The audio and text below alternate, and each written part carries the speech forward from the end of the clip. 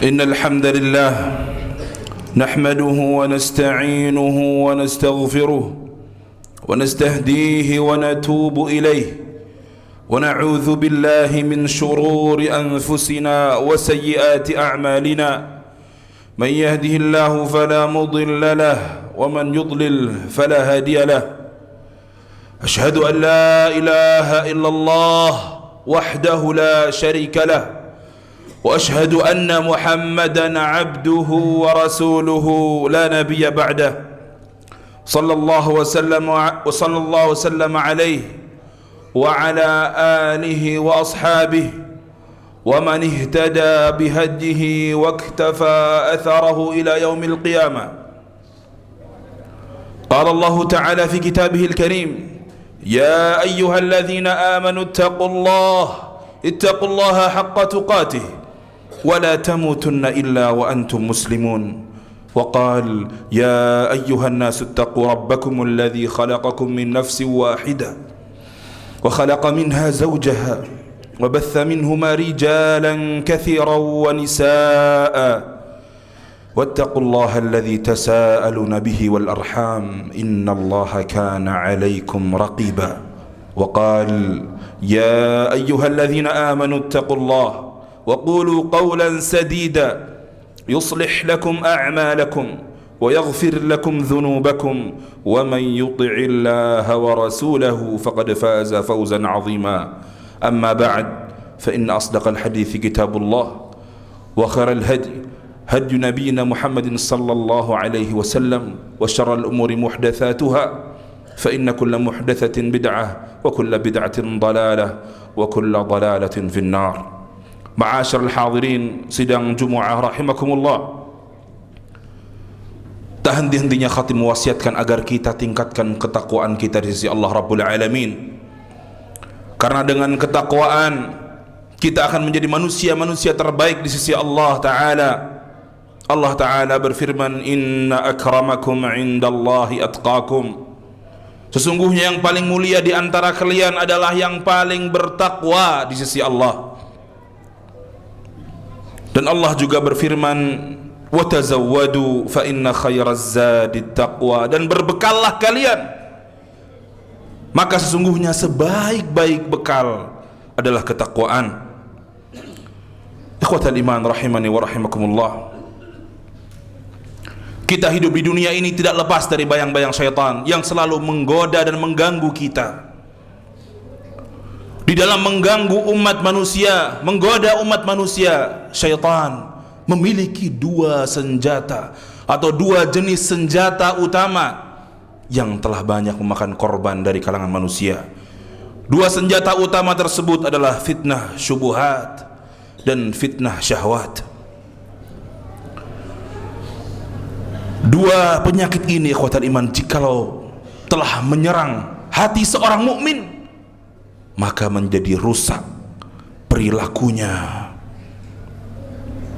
Ikhwatan iman sidang Jumu'ah rahimakumullah, Rasulullah sallallahu alaihi wasallam telah menyampaikan kekhawatirannya perihal hal tersebut, perkara tersebut di dalam hadisnya: inna mimma akhsha alaikum syahawatil ghayyi fi butunikum wa furujikum wa mudillatil fitan.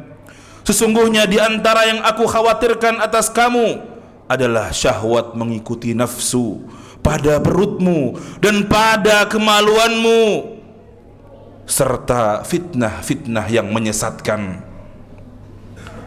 Hadis tersebut diriwayatkan oleh Imam Ahmad dari Abu Barzakh Al-Aslami. Ikhwatal iman rahimakumullah, ribuan tahun yang lalu Rasulullah sallallahu alaihi wasallam yang sangat menyayangi umatnya telah mengkhawatirkan hal tersebut menimpa umatnya. Tetapi pada hari ini sebagian kita masih merasa aman dengan fitnah tersebut, padahal dua fitnah tersebut senantiasa mengintai kita kapanpun, dimanapun, dan sampai kapanpun. Syubhat maknanya, ikhwatal iman, adalah sesuatu yang samar, yang kabur, yang tidak jelas, yang seringkali dipandang tidak jelas statusnya di mata orang-orang yang beriman, di mata umat manusia. Penyakit syubhat, ikhwatal iman rahimakumullah, seringkali menjadikan seseorang memandang yang ma'ruf sebagai sesuatu yang tidak ma'ruf, sesuatu yang tidak baik, bahkan dipandang sebagai kemungkaran. Karena syubhat seringkali yang hak dianggap batil, dan sebaliknya yang batil dianggap hak. Karena syubhat seringkali yang bid'ah dianggap sunnah, dan sebaliknya yang sunnah dianggap bid'ah. Maka sangat berbahaya tatkala syubhat menghinggapi hati seseorang. Di antara misal dari syubhat ini, ikhwatal iman, adalah kemunafikan, kekufuran, bid'ah, dan kesesatan lainnya. Allah berfirman di dalam Al-Quran, di dalam surah An-Nur ayat 48 sampai 50. A'udzu billahi minasyaitonir rajim. Wa idza du'u ila Allah wa rasulihi liyahkuma bainahum idza fariqum minhum mu'ridun wa iyyakul lahumul haqqu ya'tu ilaihi mud'inin. Dan apabila mereka dipanggil kepada Allah dan Rasulnya agar menghukum atau mengadili di antara mereka, tiba-tiba sebagian dari mereka menolak untuk datang. Akan tetapi jikalau keputusan itu untuk kemaslahatan diri mereka, mereka merasa ini untuk kebaikan mereka, ya'tu ilaihi mud'inin, mereka akan datang kepada Rasulullah dengan penuh kepatuhan. Mereka akan menyeru atau menjawab panggilan Allah dan Rasulnya dengan penuh kepatuhan. Kemudian di ayat berikutnya Allah berfirman, afi qulubihim maradun am irtabu am yakhafuna ay yahifallahu alaihim wa rasuluh bal ulaika humudz zalimun. Apakah ketidakdatangan mereka atau ketidakhadiran mereka itu karena di dalam hati mereka ada marad, ada penyakit, atau karena mereka ragu-ragu, atau karena mereka takut kalau Allah dan Rasulnya berbuat zalim terhadap mereka? Kemudian Allah menegaskan sebenarnya mereka itulah orang-orang yang zalim. Ikhwatal iman rahimakumullah. Penyakit syubhat lainnya Allah firmankan di dalam surah Al-Baqarah, ayat yang sering kali kita dengar. Allah berfirman tentang orang-orang munafikin. Penyakit syubhat tersebut adalah nifaq. Allah berfirman, fi qulubihim marad, di dalam hati mereka ada penyakit, yakni penyakit nifaq, kemunafikan. Penyakit tersebut ikhwatal iman adalah keraguan dan syubhat sehingga mereka menentang ajaran Rasulullah sallallahu alaihi wasallam.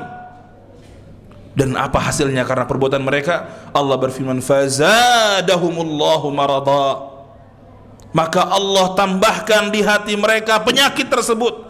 Walahum adzabun alimum bima kanu yakdzibun, dan bagi mereka azab yang pedih karena mereka telah berdusta. Ikhwatal iman rahimani wa rahimakumullah.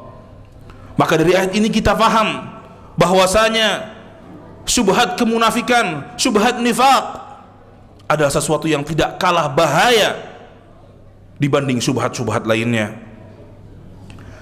Ikhwatal iman sidang Jumat rahimakumullah, penyakit jenis ini disebabkan oleh kurangnya ilmu din, ilmu agama, karena mereka jauh dari ilmu syar'i, kurangnya keimanan atau keyakinan yang menancap di dalam hati mereka, dan juga kurang tamaknya mereka terhadap apa yang membuat Allah ridha dan cinta kepadanya. Maka orang-orang yang kekurangan hal tersebut, ilmu, kurang ingin menggapai ridha Allah dan cintanya, kurangnya keyakinan, mereka akan sangat mudah terjangkit syubhat, hal-hal yang menjadikan keimanannya rusak, menjadikan akidahnya rusak, menjadikannya mudah terbawa arus-arus syubhat yang sangat halus sehingga dia tidak merasakannya. Dan di antara fitnah syubhat Allah gambarkan di dalam Al-Quran tentang orang-orang kafir. Di dalam firman-Nya, qul hal nunabbi'ukum bil akhsarina a'mala, maukah kami kabarkan tentang orang-orang yang paling merugi amalannya, alladzina dhalla sa'yuhum fil hayatid dunya wa hum yahsabuna annahum yuhsinuna sun'a, yaitu orang-orang yang telah sia-sia, yang telah sesat perbuatannya di dunia, dan mereka menyangka bahwasanya mereka telah berbuat yang terbaik. Di ayat berikutnya Allah berfirman, ulaika alladzina kafaru bi ayati rabbihim wa liqa'ih fahabitat a'maluhum fala nuqimu lahum yaumal qiyamati wazna. Mereka itu adalah orang-orang yang kufur terhadap ayat-ayat Tuhannya, dan mereka kufur terhadap hari perjumpaan dengan Allah, maka terhapuslah amalan-amalan mereka, dan kami tidak akan menghitung atau tidak akan mengadakan penilaian untuk amalan mereka pada hari kiamat. Yakni orang-orang kafir, ikhwatal iman rahimakumullah, sebaik apapun mereka di dunia ini, berapapun banyak kebaikan, infak, donasi, perbuatan baik terhadap sesama, perbuatan baik terhadap hewan, dan lain sebagainya, apapun kebaikan mereka, Allah tidak akan menghitungnya. Allah menganggapnya itu sia-sia karena syubhat yang ada di hati mereka, syubhat kekufuran.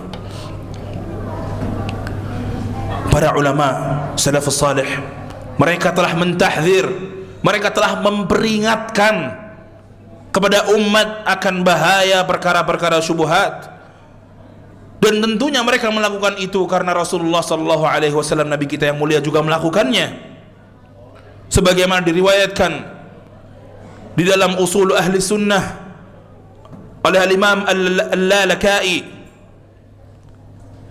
dengan sanadnya dari Amr bin Shu'aib, dari ayahnya, dari kakeknya, anna nafaran kanu julusan bi babin Nabi sallallahu alaihi wasallam faqala ba'dhum alam yaqulillahu kadza wa kadza, bahwasanya sekelompok orang dari kalangan sahabat Nabi pernah suatu saat duduk-duduk di depan rumah Rasulullah sallallahu alaihi wasallam. Kemudian salah seorang di antara mereka mengatakan, bukankah Allah telah berfirman begini dan begitu?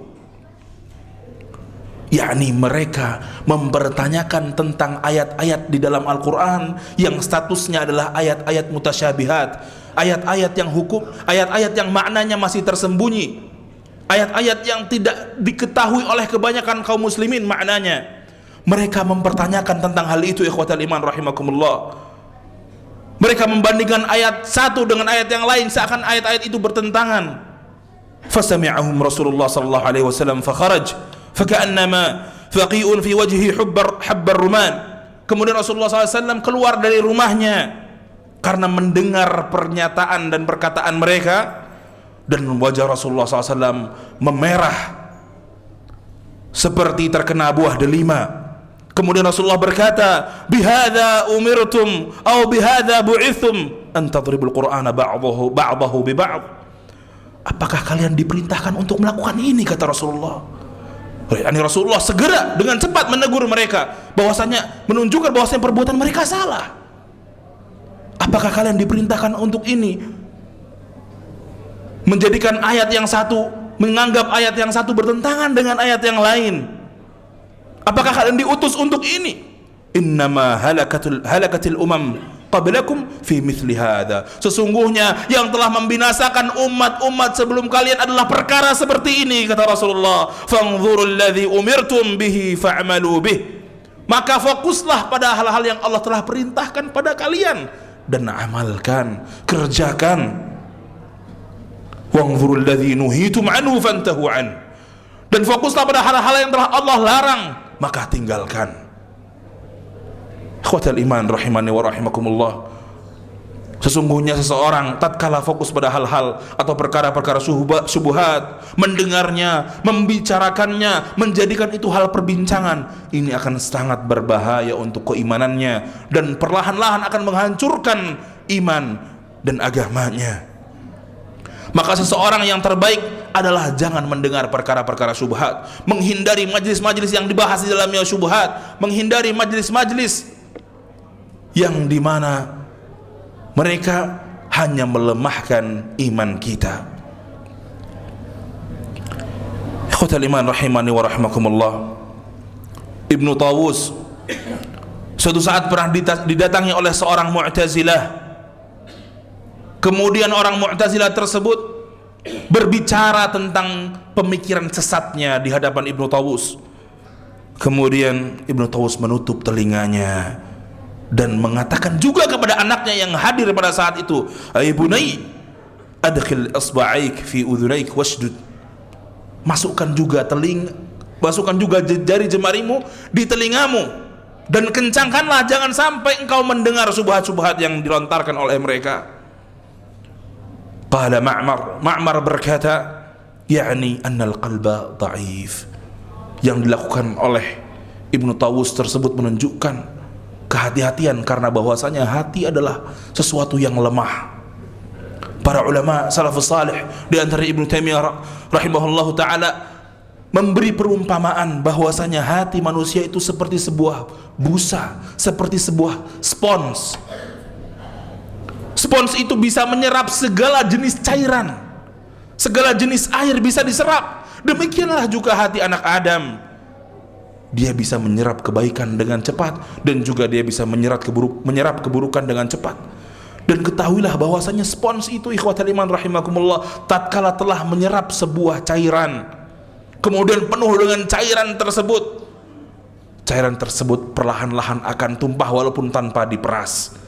Maka terlihatlah orang-orang yang di hatinya telah terjangkiti oleh syubhat-syubhat, maka jauhilah mereka, ikhwatal iman rahimakumullah. Lalu apalagi bagaimana jika spons itu diperas? Bukankah seluruh kemunafikan, kekufuran, syubhat-syubhat akan terungkap darinya? Maka ikhwatal iman rahimakumullah, kita harus hati-hati dari fitnah syubhat. Bahkan dari para pemuka agama yang terjangkit fitnah-fitnah syubhat itu lebih utama lagi, karena syubhat akan masuk dengan sangat halusnya tanpa kita sadari, tanpa kita ketahui. Jangan kita bermajlis dengan mereka, jangan kita dengarkan ucapan-ucapan mereka, karena mereka sesungguhnya hanya menyampaikan dengan hawa nafsu dan syubhat yang telah tertancap di hati mereka. Barakallahu li wa lakum fil Qur'anil azim, wa nafa'ani wa iyyakum bima fihi minal ayati wal dhikril hakim. أقول ما تسمعون وأستغفر الله العظيم لي ولكم فاستغفروه إنه هو الغفور الرحيم. الحمد لله وكفى وصلوات ربي وسلامه على المصطفى نبينا محمد وعلى آله وأصحابه أهل الصدق والوفاء. وبعد، jemaah sidang Jumat rahimakumullah, di antara hal-hal yang mengintai kita tidaklah fitnah-fitnah syubhat, akan tetapi juga fitnah-fitnah syahwat. Dan banyak sekali jenisnya fitnah syahwat yang kita hadapi sehari-hari. Di antaranya adalah fitnah wanita, ada fitnah anak, ada juga fitnah yang tamak terhadap syaraf, terhadap kemuliaan, atau fitnah syahwat berupa saling berlomba mengejar dan meraih dunia. Itu semua adalah fitnah-fitnah syahwat. Bahkan terkait fitnah wanita, Allah berfirman di dalam Al-Qur'anil Karim, Zuyina linnasi hubbus syahwat minan nisa' wal banin wal qanatiril muqantarah. Dijadikan indah pada pandangan manusia kecintaan kepada apa-apa yang diingini. Di antaranya adalah wanita-wanita. Itu yang pertama Allah sebut, fitnah wanita. Ini adalah sebuah isyarat, karena kebanyakan atau pertama hal yang seringkali menjadikan seorang muslim itu terfitnah dengan fitnah syahwat adalah wanita. Dan ini sangat berbahaya. Rasulullah SAW mengingatkan kita dalam hadisnya, ma taraktu ba'di fitnatan adarra 'ala rijal minan nisa. Aku tidak meninggalkan sepeninggalanku sebuah fitnah yang lebih berbahaya dibanding fitnah wanita. Lalu jangan sampai ikhwatal iman kita dikalahkan oleh ujian wanita, oleh fitnah wanita. Bahkan istri kita, keluarga kita, jangan sampai kecintaan kita kepada mereka menjadikan kita jauh dari agama Allah, menjadikan kita semakin berani melanggar larangan-larangan Allah. Atau bahkan kecintaan kita kepada anak kita, Karena Allah Ta'ala berfirman di dalam Al-Quran, Ya ayyuhalladzina amanu, inna min azwajikum wa awladikum aduwan lakum fahdharuhum. Hai orang-orang yang beriman, sesungguhnya di antara istri-istrimu dan anak-anakmu ada yang menjadi musuh bagimu, kata Allah. Ada yang menjadi musuh, maka berhati-hatilah kamu terhadap mereka. Maka jikalau kita telah mengetahui bahwasanya istri kita, anak-anak kita berpotensi menjadi musuh bagi kita, maka kita harus mengedepankan kecintaan Allah kepada kita dan kecintaan kita kepada Allah. Jangan sampai kita karena sayangnya kepada mereka kemudian kita lupa bahwasanya kita hidup ini sebagai Abdullah, sebagai hamba Allah yang harus mengabdi kepada Allah, yang harus tunduk dan taat kepada syariat-syariat Allah. Jamaah sidang Jumat rahimakumullah. Lalu bagaimana seorang mukmin membentengi dirinya dari dua fitnah yang sangat berat ini, dari fitnah-fitnah syubhat dan juga fitnah-fitnah syahwat? Para ulama menyimpulkan dari firman Allah Ta'ala, wa tawasaw bil haqq wa tawasaw bis sabr. Ya, firman Allah di surat Al-Asr, innal insana lafi khusr, sungguhnya seluruh manusia dalam kerugian, illa, kecuali alladzina amanu wa amilus salihat, orang-orang yang beriman dan beramal saleh, wa tawasaw bil haqq wa tawasaw bis sabr, dan mereka saling menasihati satu sama lain dengan yang hak, dengan kebenaran, dan saling menasihati dengan kesabaran. Para ulama menyimpulkan bahwasanya untuk membentengi diri kita dari syubhat, kita harus dekat dengan kebenaran. Kita harus mencari kebenaran. Kita harus mencari yang hak, mendengar sesuatu yang hak, walaupun terasa pahit, walaupun berat rasanya untuk menjalankannya, untuk mengamalkannya. Dan untuk membentengi diri kita dari perkara-perkara syahwat, kita harus saling menasihati dengan kesabaran. Allah berfirman dalam ayat yang lain di surah As-Sajdah, wa ja'alna minhum a'immatan yahduna bi amrina lamma sabaru wa kanu bi ayatina yuqinun. Dan kami jadikan di antara mereka, yakni Bani Israel, pemimpin-pemimpin yang memberi petunjuk dengan perintah kami, kata Allah, ketika mereka sabar. Maka sabar menjadi kunci utama, ayuhal ikhwah. Dan adalah mereka, yakni mereka yang meyakini ayat-ayat kami. Jadi untuk kita bisa lolos dari ujian-ujian tersebut, ikhwatal iman, kita memerlukan kesabaran dan juga keimanan pada sesuatu atau pada hak yang kita dengar, sesuatu yang hak, yang mana kebenaran itu datangnya murni mutlak dari Allah Jalla Jalaluh. Semoga Allah Ta'ala melindungi diri kita semua dan keluarga kita dari perkara-perkara syubhat, perkara-perkara syahwat yang bisa menjauhkan kita dari agama Allah, dari syariat Allah. Semoga Allah mengaruniai kita ketundukan pada syariatnya. Semoga Allah Ta'ala menjadikan kita taat dan tunduk dengan segala perintahnya, menjadikan kita mampu menjauhi seluruh larangan-larangannya. Innallaha wa malaikatahu yusalluna 'alan nabi ya ayyuhalladzina amanu sallu 'alaihi wa sallimu taslima. Allahumma ighfir lil mu'minina wal mu'minat, al muslimina wal muslimat, al ahya'i minhum wal amwat, innaka sami'un qaribun mujibud da'awat ya qadhiyal hajat. ربنا ظلمنا أنفسنا وإن لم تغفر لنا وترحمنا لنكونن من الخاسرين. اللهم آت نفوسنا تقواها وزكها أنت خير من زكاها أنت وليها ومولاها يا رب العالمين. ربنا اغفر لنا ولإخواننا الذين سبقونا بالإيمان ولا تجعل في قلوبنا غلا للذين آمنوا ربنا إنك رؤوف رحيم. ربنا آتنا في الدنيا حسنة وفي الآخرة حسنة وقنا عذاب النار. وصلى اللهم على نبينا محمد وعلى آله وصحبه أجمعين. أقم الصلاة.